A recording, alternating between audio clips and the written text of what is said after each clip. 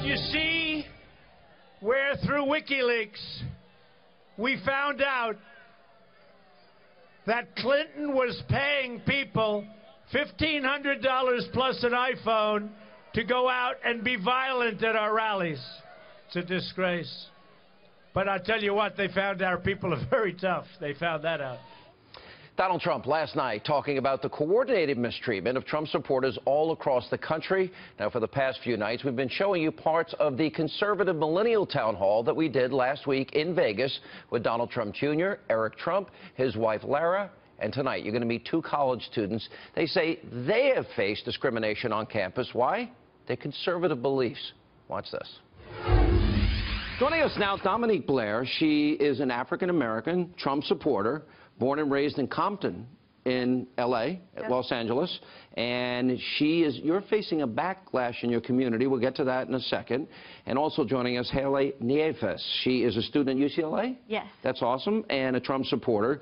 And you said anti-Trump protesters crashed an event that you were holding, and they were stomping on the American flag? Yes, and not only that, but after our event, they attempted to burn the American flag outside. Wow.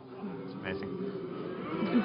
You can't make this stuff up, Sean. You really can't. You know, it's fun. As Don was talking about earlier, that's really sad. I mean, that especially where there should be a bastion of freedom of speech in a college campus and the free and open exchange of ideas, that's not happening. Tell us why you have decided to step out and say, all right, this is the person I want for president. Why? I have decided to support Donald Trump first and foremost because of the implications of the Supreme Court with the appointment of 4 Supreme Court justices. And this could fundamentally transform the orientation of our country towards the Constitution and the laws. Right. So this election does not only extend for the next 4 to 8 years, but potentially the next 40 to 50. And that is something that we need to put in context and be cognizant of. Well, yeah. Good point, right? I say it every day. Not 4 or 8 years, it's 30 or 40 years. Dominique, how are you? By the way, I love that cross. That is really pretty. Thank you. Thank you so much for being here. Tell us what happened. How are you being treated?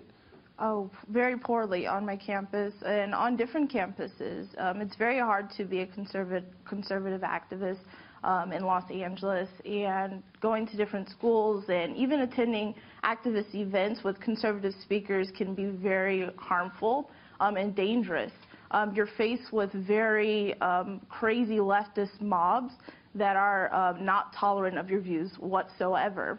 And it turns into a lot of, I would say, a lot of bad debates, I would say, sometimes violent, sometimes hitting and fights, and I've been all around it.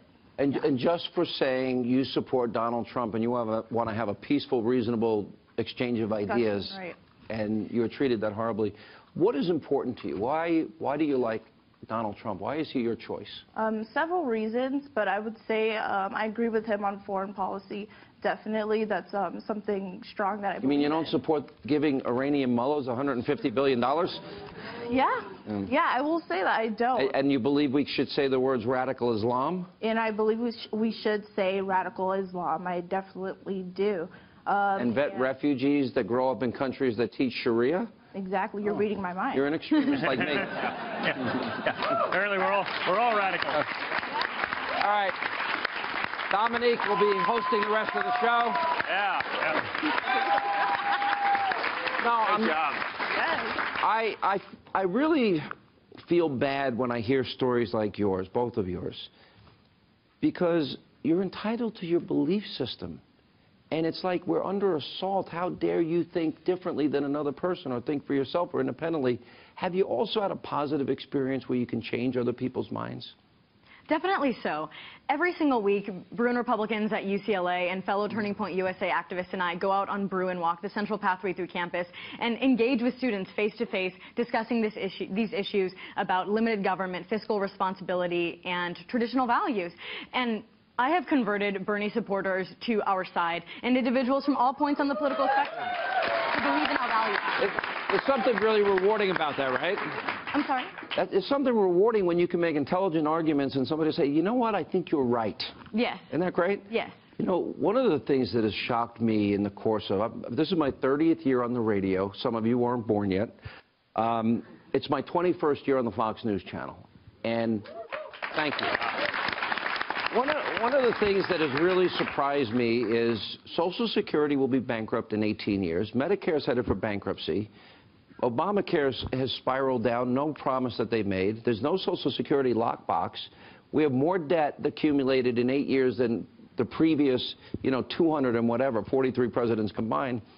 And I'm shocked that so many people, maybe in your generation, or so I believe, they seem to have faith that the government is going to solve their problems. Where did you develop the sense that it's not the government's role to take care of your breakfast, lunch, dinner, health care, daycare, government car, government house, government cheese, government everything?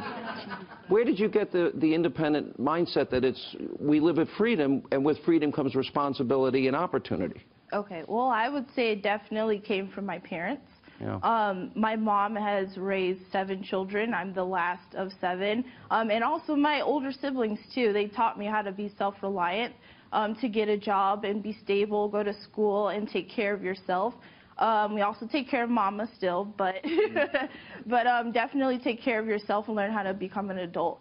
And just my stepdad from Iran, he came here in Iran in the 70s and fled that country, and he wanted a better life for himself. And I saw him growing up, started 3 businesses. Wow. One selling computers, one driving super shuttle for LAX, and another one as a professor at a college. I bet you're proud of him, right? I am. Yeah. Here's an amazing thing. I doubt either one of you thought you'd be at a millennial town hall with hundreds of people sitting next to Don Jr. and Eric, did you? No. Yeah. Great country, right? Never in a million years. We're glad to do it. You're both amazing. This makes me believe there's some hope. There's hope. This is the hope that I get to see. And There's hope in just a few days. If everyone here going to be voting, I hope? Thank you both. You're very inspiring.